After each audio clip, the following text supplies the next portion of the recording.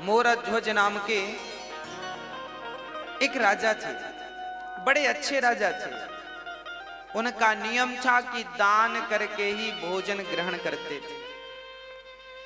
पर याद रखना मेरी मां, हम हिंदुओं का धर्म यह है कि हम जब रोटी बनाएं तो पहली रोटी नियम से गौ माता की निकालें। हम हिंदुओं का कर्तव्य है कि हम आखिरी रोटी कुत्ते को निकालें। हमारा कर्तव्य है कि हम अपने घर से एक थाली भोजन दीन दुखी और गरीबों को खिलाएं। पहले जब हम भोजन करते थे हमारे भारत में, तो हमारे बाप दादा बाहर निकलकर देखा करते थे कि हमारे द्वार पर कोई बैठा तो नहीं है। अच्छा, पहले के घर ऐसे बनते थे कि घर के बाहर बैठने की एक पट्टी होती थी। पुराने घर ऐसे ही बनते थे कि कोई भी आके बाहर बैठ जाता था, और हम लोग भी बाहर कभी कभी घर वाले भी बैठते थे, बातें होती थी, चर्चाएं, सत्संग। तो पहले हर घर में ऐसा व्यवस्था थी कि बाहर बैठने की एक पट्टी हुआ करती थी, पक्की। पर्ची बोलते थे बाहर, आंगन बोलो, आंगन अलग है, पर्ची बोलते थे, होती थी। जब आप भोजन करने बैठे तो बाहर निकलकर जरूर देखें कि आपके बाहर कोई है तो नहीं भूखा। ऐसा तो नहीं कि आप अंदर भोजन कर रहे हैं और बाहर कोई आपके घर पे ही भूखा बैठा है। आपके द्वार पर कोई भूखा बैठा है, उसके पेट भरने की जिम्मेदारी आपकी है। ये हमारे भारत का धर्म है, हमारा धर्म है, हमारे वेद यही सिखाते हैं। इसलिए अपनी एक थाली आप कभी जाया करो गरीबों के बीच में। इसलिए यहां अन्न क्षेत्र बंटता है कि एक थाली आप किसी को बाहर आपके कोई मिले ना मिले, एक एक थाली करते करते आपके 365 दिन में आपकी 365 थालियां हो गई। इसलिए यहाँ एक बार अन्न क्षेत्र में आप एक बार अन्न क्षेत्र कराते हैं तो एक साथ 2000 साधु भोजन कर लेते हैं, एक साथ सब लोग खा लेते हैं। तो रोज रोज नहीं खिला पाओ, तो इसलिए अन्न क्षेत्र होता है कि आप सभी को अपने हाथ से प्रसाद बांटे, अन्न क्षेत्र दें। हाँ, तो आपका नियम है, हमारा नियम हो कि हम रोज दें, ना तो फिर साल में एक बार दें। ऐसे अच्छे कार्यों से जुड़ जाएं नियम से। मोरध्वज का भी यही नियम था। रोज ब्राह्मणों को बुलाते, उनके चरण धोते, उनकी सेवा करते, उनकी वंदना करते, उनको भोजन कराते, और उनके कहने पर जो वो कहते वो दान करते। दान अपने मन से नहीं करते थे, ब्राह्मण से पूछते थे आपको क्या चाहिए, जो वो कह दें वो दान करते थे। वो कहें कि हमें गाय चाहिए तो गाय दान कर देते थे, वो कहें हमें सोना चाहिए सोना दान, वो कहें हमारे रहने को घर नहीं है तो जमीन दान कर देते थे। राजा थे, ब्राह्मणों से पूछ कर दान करते थे आपको उनके मन का। ऐसे सत्यनिष्ठ राजा मोरध्वज, इनका डंका बजने लगा पूरे दुनिया में। इनके जैसा राजा, इनके जैसा दानी, इनके जैसा धर्मनिष्ठ ना भूतो ना भविष्य। एक दिन जब भगवान श्री कृष्ण थे तब अर्जुन ने कहा, चूंकि धर्मराज युधिष्ठिर ने यज्ञ किया था, उस यज्ञ में सबको भोजन, लाखों लोगों को भोजन कराया था, और इतना दान दिया गया था कि ब्राह्मण लेकर जा ना सके, कुछ छोड़कर चले गए। एक दिन अर्जुन ने बड़े अहंकार से कहा कि कन्हैया, आज तक मेरे भैया जैसा यज्ञ और दान आज तक किसी ने किया है? तो भगवान है। जब अर्जुन ने कहा कि मेरे भाई युधिष्ठिर जैसा यज्ञ, इनके जैसा है कोई धर्मात्मा दानी, तब भगवान मुस्कुरा के बोले, अर्जुन तुम्हारे भाई का नाम तो दानियों में सबसे नीचे है। अब अर्जुन को बड़ा बुरा लगा, इतना दान करने के बाद भी लिस्ट में नीचे नाम। तो अर्जुन ने कहा, फिर ऊपर किसका नाम है? भगवान ने कहा आप अर्जुन तुम मत सुनो, अपना काम करते रहो। नहीं नहीं प्रभु बताओ ऊपर नाम किसका है? तब भगवान ने कहा सबसे ऊपर नाम है मेरे प्यारे भक्त मोरध्वज का। अर्जुन को बड़ा बुरा लगा। अर्जुन को लगा कि मेरे भाई से बड़ा दानी, उनको डाउट था कि मेरे भैया से बड़ा दानी हो नहीं सकता। अर्जुन बोले प्रभु हमें देखना है कि वो कैसा दानी है, क्या दे सकता है। अरे हमारे भाई ने क्या नहीं दिया, धर्मराज युधिष्ठिर ने इतना दिया पंडित जी ले जा ना सके, ऐसा वो क्या दे सकता है। अर्जुन मानने को तैयार नहीं थे। मैं नहीं मानता कि वो दानी है। भगवान बोले तो परीक्षा ले लो। भगवान ने कहा ले लो। अर्जुन ने कहा आपके सहयोग के बिना परीक्षा संभव नहीं है। तो प्लान बनाया गया, यमराज जी को बुलाया गया, यमराज को शेर बना दिया गया, तुम शेर बन जाओ। बूढ़े शेर, दांत टूट गए सारे, और अर्जुन ब्राह्मण बन गए और भगवान श्री कृष्ण भी ब्राह्मण बन गए। 2 पंडित जी और 1 शेर, तीनों चले मोरध्वज के द्वार पर। भिक्षाम देही, भिक्षाम देही, हे राजन हमें भिक्षा दो।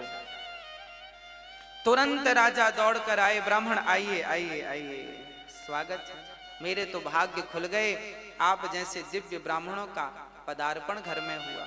आए, मोरध्वज ने चरण धो करके, ब्राह्मण घर में कभी भी आए तो अपना अहंकार त्याग करके उसके चरण धोकर उसको अंदर ले जाइएगा। जब उसके चरण धोकर अंदर ले जाएंगे तो आपके सारे समस्त पाप नष्ट हो जाएंगे। चरण धोना परंपरा रही है हमारे यहाँ। एक बहुत बड़े कोई व्यक्ति थे, ज्ञानी, वो भी ब्राह्मण थे। उन्होंने अपनी बेटी की सुंदरता देखी तो एक सुंदरता देखकर एक लेख लिख दिया, मेरी बेटी इतनी सुंदर है, इतनी सुंदर, इतनी सुंदर। जैसे ही वो अपनी बेटी की सुंदरता का निरूपण अपने एक ग्रंथ में कर रहे थे तभी उनको कोढ़ का रोग हो गया। ब्राह्मणों को बुलाया, भाई हम तो देखो बेटी के ऊपर ये ग्रंथ तैयार कर रहे हैं, बेटी कितनी सुंदर है, लोग पढ़ेंगे, हमें कोढ़ क्यों हो गया। तब ब्राह्मणों ने कहा कि बाप थोड़ी बेटी की सुंदरता का वर्णन कर सकता है, अरे सुंदरता का वर्णन तो पति कर सकता है पत्नी की, मेरी पत्नी ऐसी सुंदर है। आप क्या तैयार कर रहे हैं ग्रंथ, आपको उसी पाप से रोग हो गया है, अब ठीक कैसे होगा। बोले सारे ब्राह्मणों को बिठाओ, इनके चरण धो और इनके चरण के धोए हुए जल से स्नान कर लो, अपने आप आपका रोग ठीक हो जाएगा। जब ब्राह्मणों के चरणों के धोने से स्नान किया तब उनका रोग ठीक हो गया।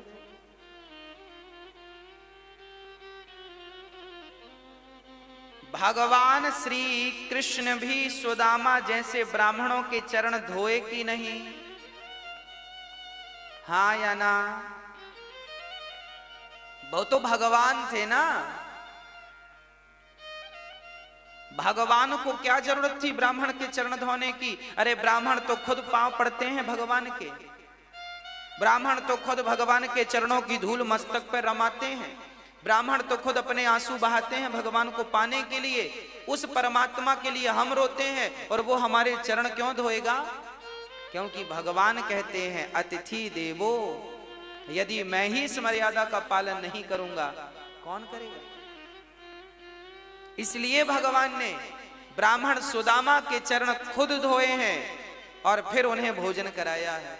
आपके घर कभी ब्राह्मणों को बुलाना भोजन पर तो सबसे पहले उनके चरण धोना और चरण धोकर ही उन्हें भोजन पर बिठाना, भोजन कराना। आजकल तो 13ही बरसी में भी लोग पांव नहीं धुलते।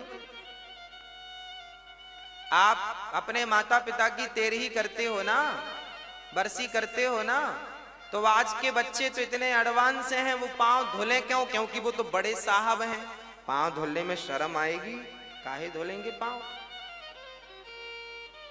अरे भैया, ब्राह्मणों के चरण को जब आप धुलते हैं तो ब्राह्मणों के चरणों को धुलने में जितना पानी खर्च होता है वही पानी तुम्हारे पूर्वजों को पानी प्राप्त होता है पीने के लिए रास्ते में।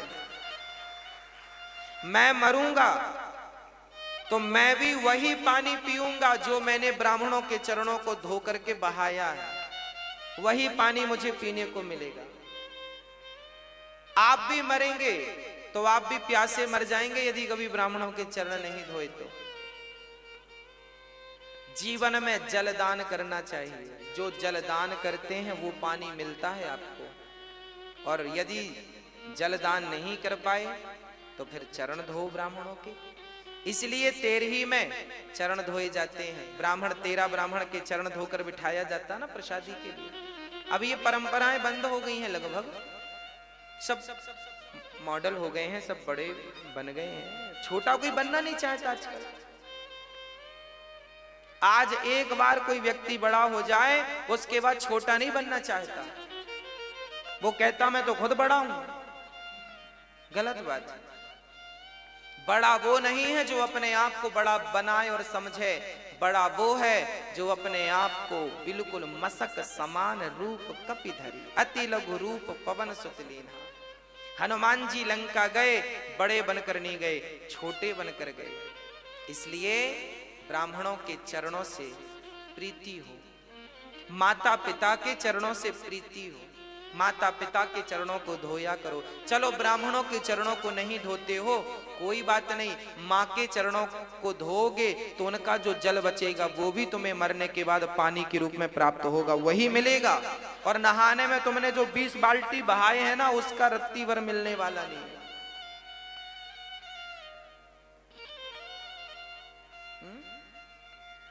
गौ माता को जो पानी पिलाया है वो पानी भी आपको प्राप्त होगा। जरूरतमंदों को जल का दान दिया है वो भी जल आपको प्राप्त, जो दिया है वो मिलेगा, सीधी बात। गाली दी है तो गाली मिलेगी और राम राम दिया है तो राम राम मिलेगा। बस ये समझो कि कांटा चुभोया है तो तुम्हें भी कोई पीछे से चुभोएगा, और तुमने एक चुभोया वो 2 चुभोए, ब्याज भी मिलता है। और आपने किसी के रास्ते में पुष्प बिछाए हैं तो आपने गुलाब के बिछाए हैं तो फिर आपको कमल के पुष्प कोई बिछा के देगा, क्योंकि ब्याज अच्छे का अच्छा बुरे का बुरा। जैसी करनी। अब भगवान श्री कृष्ण आए हैं और उनको मोर ध्वज ने बिठाया है, चरण धोए हैं और चरण धो करके भोजन। ब्राह्मणों ने कहा राजन हम भोजन बाद में करेंगे, पहले हमारा शेर बाहर खड़ा है उसे आप कुछ भोजन की व्यवस्था कीजिए। हाँ हाँ मोरध्वज बोले बताइए शेर क्या खाएगा, उसके लिए हमारे पास बढ़िया जो कहें वो हलवा बनवाएं, जो कहें वो रोटियां बनवाएं, मालपुआ खवाएं। क्या खाता है आपका शेर? ब्राह्मण कहते हैं राजन हमारा शेर तो देखो सभी शेरों की तरह वो मांसाहार करता है, मांस खाता है। अच्छा मोरध्वज बोले कोई बात नहीं हम मांस की व्यवस्था कर रहे हैं। अच्छा कहां से मांस लाओगे? बकरे को मारोगे? ना ना ना। गाय को मारोगे? ना राम राम राम राम राम। फिर मुर्गी को मारोगे? ना ना ना ना। फिर किसी प्रजा को मारोगे? ना ना प्रजा तो भगवान है उसे क्यों मारेंगे?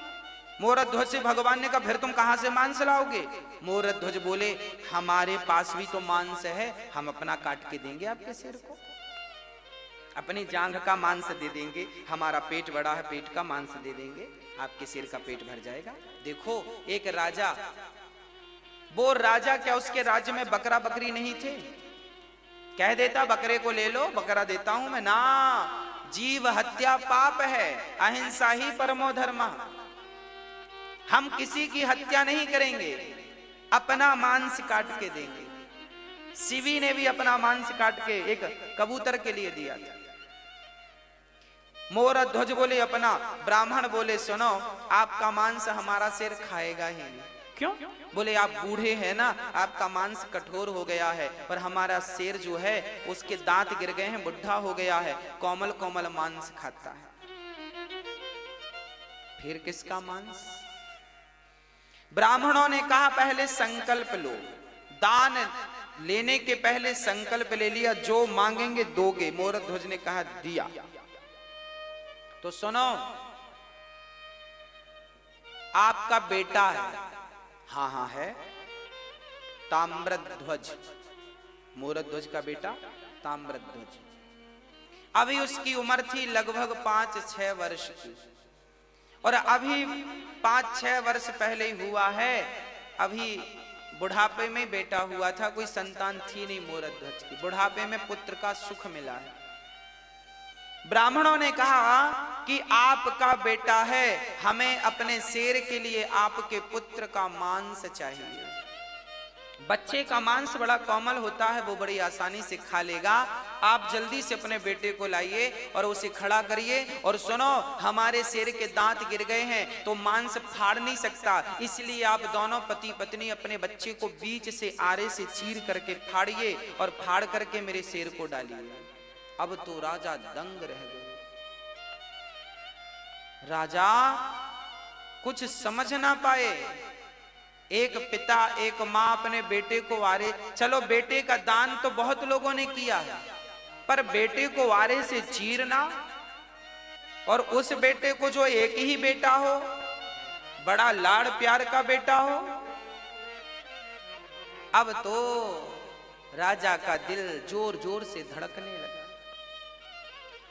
समस्या ये नहीं थी कि बेटे को वारे से चीरना है, समस्या तो राजा के सामने यह थी कि बेटे को जबरदस्ती यदि फाड़ेंगे तो बाल हत्या का पाप लगेगा। किसी को जबरदस्ती मारेंगे तो पाप नहीं लगेगा। तभी देखो हमारे यहां धर्म कैसा है। वो नन्हा सा बालक जो मोर ताम्रध्वज था, वो दौड़ कर आया और पिता से कहने लगा, पिताजी इतना क्या सोचते हैं? आप यही सोच रहे हैं ना कि मैं तैयार हूं अपना मांस देने को या नहीं? राजा बोले, हाँ बेटा, मैं यही सोच, मेरा धर्म संकट यह था कि मैं आपको जबरदस्ती पकड़कर काट दूं, पाप लगेगा।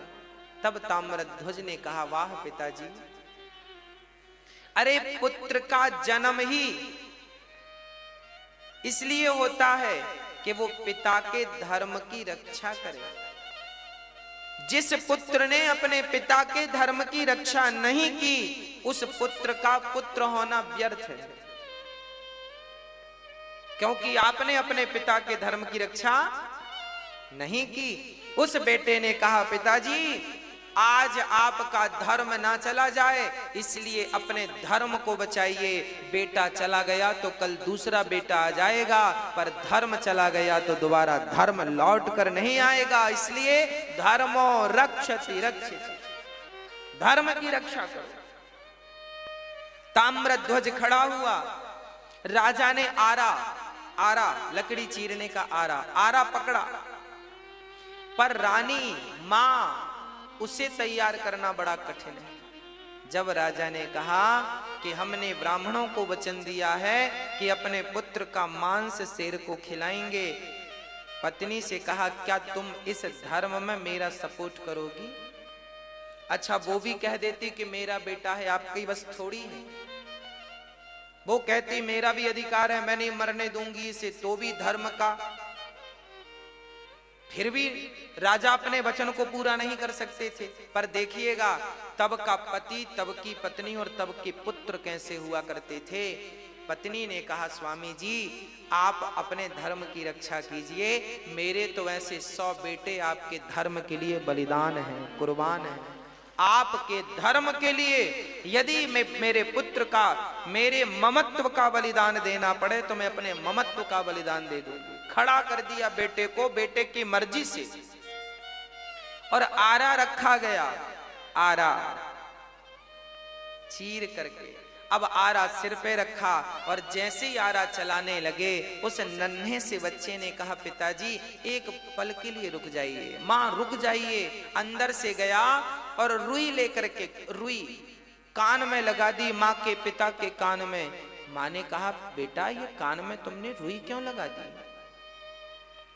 पिता ने कहा, बेटा ये मेरे कान में रुई क्यों लगाई?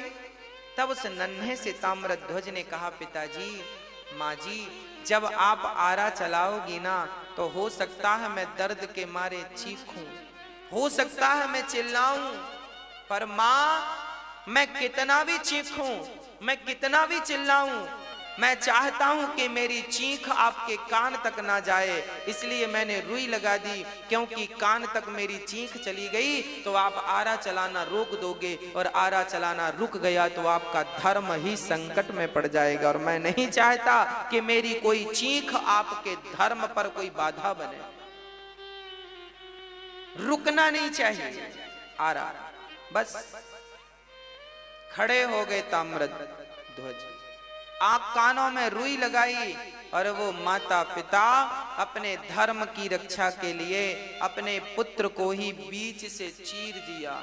देखते देखते खून की पिचकारियां निकलने लगीं, कभी वो माँ के मुंह को भिगाए तो कभी पिता के मुंह को भिगाए, और वो पिचकारियां निकलती जा रही हैं और आरा चलता जा रहा है। ये भारत की सत्य घटनाएं हैं, ऐसा हुआ है, ऐसा भारत था हमारा।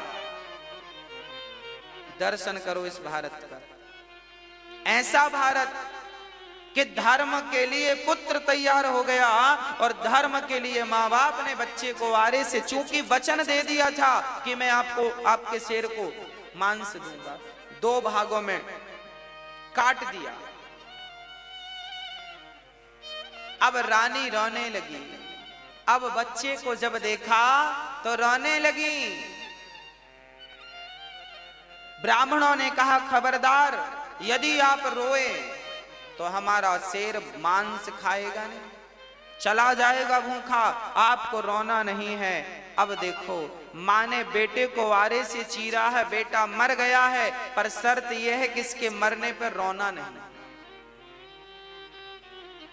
अरे रोकर ही अपना दुख कम कर लेती वो माँ, पर रोने में भी पाबंदी लगा दी। ब्राह्मणों ने कहा इसका दायां भाग उठाकर मेरे शेर को डाल दो और बायां भाग ले जाकर फेंक दो। तब उस मां की आंखों से एक आंख से आंसू निकल गए। ब्राह्मणों ने कहा मां रोई क्यों?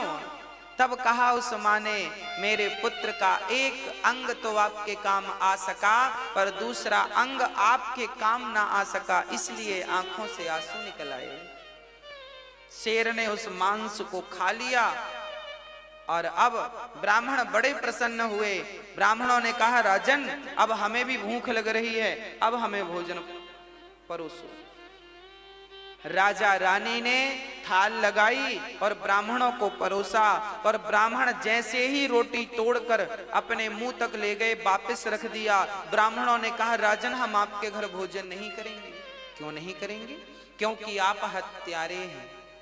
कौन सी हत्या? आपने अभी अभी अपने बच्चे को मारा, और हत्यारों के घर हम भोजन नहीं करते। ये कहकर ब्राह्मण जाने लगे, तब मोरध्वज चरणों में गिर पड़ा। महाराज, मेरे घर से अतिथि भूखा चला जाएगा तो मेरे जीवन भर की भक्ति, जीवन भर का पुण्य आज बेकार हो जाएगा। ब्राह्मण देवता, मेरे घर से आप भूखे ना जाइए, आप भूखे ना जाइए। ब्राह्मणों ने कहा आप हत्यारे हो। अरे मोरध्वज ने कहा मैंने हत्या नहीं की, आपने ही तो कहा था। हमने कुछ नहीं, हम नहीं जानते। हमने कहा जरूर था, पर आपने तो हत्या की है, तो हत्या का तो पाप लगेगा, और तुम जैसे बाल हत्यारे को घर हम भोजन करेंगे, ये कहकर जाने लगे। तब मोरध्वज ने विचार किया, बात तो सही है, मैंने अपने धर्म की रक्षा के लिए अपने माथे पर पुत्र की मृत्यु का कलंक ले लिया। लोग क्या कहेंगे, कैसा राजा है, अपने धर्म के लिए अपने पुत्र को मार डाला। ये कहकर राजा रोने लगे, हे विधाता, कैसी कठिन परीक्षा ले रहे हो, ये हत्या का पाप मेरे माथे पे लगेगा तो मैं कैसे जीवित रहूंगा। ये कहकर कि राजा मूर्छित हुए, और जब होश आया तो उन राजा ने कहा, हे विधाता, हे ईश्वर, यदि मैंने आज तक सपने में किसी का दिल ना दुखाया हो और मेरे घर से कोई अतिथि आज तक संतुष्ट होके ना गया हो, मैंने सदा संतुष्ट करके भेजा है सबको, आज तक यदि मेरी सेवा पूजा से आप प्रसन्न हैं तो हे नाथ, मुझे से धर्म संकट से उबारिए। और कहते कहते मोरध्वज ने कहा, बेटा ताम्रध्वज, एक बार तूने मर करके अपने पिता के धर्म को बचाया है, पुत्र एक बार जीवित होकर अपने पिता के धर्म को बचा ले। यदि आज तू जीवित नहीं हुआ तो तेरे पिता का धर्म चला जाएगा, तेरी मृत्यु व्यर्थ हो जाएगी। ये कहकर मोरध्वज नीचे गिरे। तभी अंदर से आवाज आ गई, पिताजी मैं मरकर भी आपके धर्म की रक्षा करूंगा और जिंदा होकर भी आपके धर्म की रक्षा करूंगा। अंदर से दौड़ता हुआ उनका बेटा आया और पिता ने हृदय से लगा लिया और पलट कर देखा तो ना वहां कोई शेर था, ना कोई ब्राह्मण थे, वहां तो स्वयं भगवान श्री कृष्ण शंख चक्र गदा पद्म लेकर के खड़े थे, चतुर्भुज रूप में खड़े थे। अर्जुन की आंखों में आंसू गिर रहे थे, झरझर आंसू निरंतर गिर रहे। मोरध्वज बोले, प्रभु आप? हाँ। मोरध्वज रोने लगे, वाह प्रभु, क्या आपको भी मुझ पर भरोसा नहीं था जो आप मेरी परीक्षा लेने चले आए? अरे कम से कम आपको तो भरोसा होना चाहिए था। भगवान रोने लगे, मोरध्वज यदि मैं सबसे कहता कि तू सबसे बड़ा दानी है तो कौन मानता, पर आज तूने साबित करके सिद्ध करके दिखा दिया कि इस धरा पर, इस सृष्टि पर आपके जैसा दानी ना भूतो ना भविष्यति, ना हुआ था, ना हुआ है, ना कभी होगा। अब तो हृदय से लगा लिया भगवान ने। और अर्जुन तो बड़े शर्मिंदा हो गए, जो अपने भाई युधिष्ठिर को दानी कह रहे थे। आज इन्हें पता लगा कि ये दानी नहीं, मोरध्वज दानी। हाँ, मोरध्वज जैसा कोई दानी नहीं, सबसे बड़े दानी मोरध्वज। इसलिए धर्मो रक्षति रक्षिता।